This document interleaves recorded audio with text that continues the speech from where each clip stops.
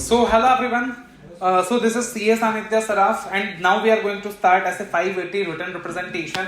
तो छोटा सा स्टैंडर्ड है, आसान सा स्टैंडर्ड है, 5 मिनट में रिवाइज हो जाएगा अपना. तो सबसे पहले रिटन रिप्रेजेंटेशन का मतलब क्या होता है. तो रिटन रिप्रेजेंटेशन एक स्टेटमेंट है, एक रिटन स्टेटमेंट है जो मैनेजमेंट ऑडिटर को देती है टू कंफर्म सर्टेन मैटर्स और to support and other evidences. और एक चीज हमेशा याद रखिएगा कि फाइनेंशियल स्टेटमेंट या फिर सपोर्टिंग बुक्स या फिर असर्शंस वो WR नहीं होता है. WR सिर्फ एक एडिशनल एविडेंस होता है. अब अगर WR की हम लोग बात करें तो WR सिर्फ एक एडिशनल ऑडिट एविडेंस है. WR सिर्फ एक एडिशनल ऑडिट एविडेंस है और WR अपने आप में सफिशिएंट एप्रोप्रिएट ऑडिट एविडेंस नहीं है. ऑडिटर सिर्फ और सिर्फ WR के बेसिस में अपना ओपिनियन फॉर्म नहीं कर सकता है या सिर्फ और सिर्फ WR पे रिलाई करके एक इंपॉर्टेंट सब्सटेंटिव प्रोसीजर ऑमिट नहीं कर सकता है. ऐसे 330 भी कहता है कि किसी भी हाल में सब्सटेंटिव प्रोसीजर्स ऑमिट नहीं हो सकते. अब पार्टिकुलरली ऐसे 580 का क्या ऑब्जेक्टिव है कि ऑडिटर को WR लेना है मैनेजमेंट से या TCWG से कि मैनेजमेंट ने फाइनेंशियल स्टेटमेंट FRF के हिसाब से बनाया है एंड साथ ही साथ किसी भी स्पेसिफिक असर्शन के रिगार्डिंग ऑडिटर मैनेजमेंट से WR ले सकता है. एंड अलग अलग स्टैंडर्ड्स है जहां कंपलसरी WR लेने की रिक्वायरमेंट दी गई है. अब यहां पे दो इंपॉर्टेंट क्वेश्चन आते हैं सर.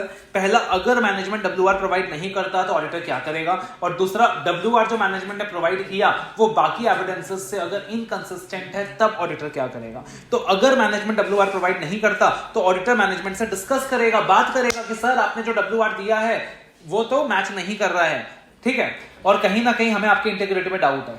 और अब ऑडिटर सोचेगा कि अब मेरे को क्या करना है. He will consider the implication in his audit report and साथ ही साथ क्योंकि WR प्रोवाइड नहीं करना, WR नहीं मिलना, उसके स्कोप में लिमिटेशन है, वो इस बारे में TCWG को भी कम्युनिकेट कर देगा.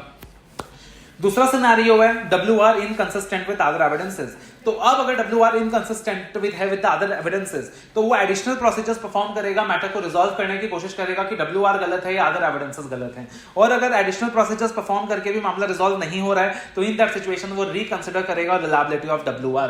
वो रिकंसिडर करेगा रिलायबिलिटी ऑफ WR. जो WR का डेट होगा कभी भी ऑडिट रिपोर्ट के डेट के बाद नहीं हो सकता. It shall be near as practicable to the date of audit report but not after the date of audit report. And WR shall be for all the financial statements and period referred in the date of audit report. उसके बाद अगर auditor को doubt है management की integrity में कि WR जो management ने दिया है वो झूठा है, वो इनकम्प्लीट है, वो फॉल्स है, या फिर मैनेजमेंट WR नहीं प्रोवाइड कर रहा है, तो ऑडिटर यहां पे डिस्क्लेमर देने की बात सोच सकता है एज पर ऐसे 705. वहां पे वो डिस्क्लेमर देने का कंसिडरेशन अपने दिमाग में ला सकता है. So these are the important points that you need to remember as a 580 written representation. And regularly in audio notes को सुनते रहने के लिए to stay connected with such content, you can join our Telegram channel and YouTube channel.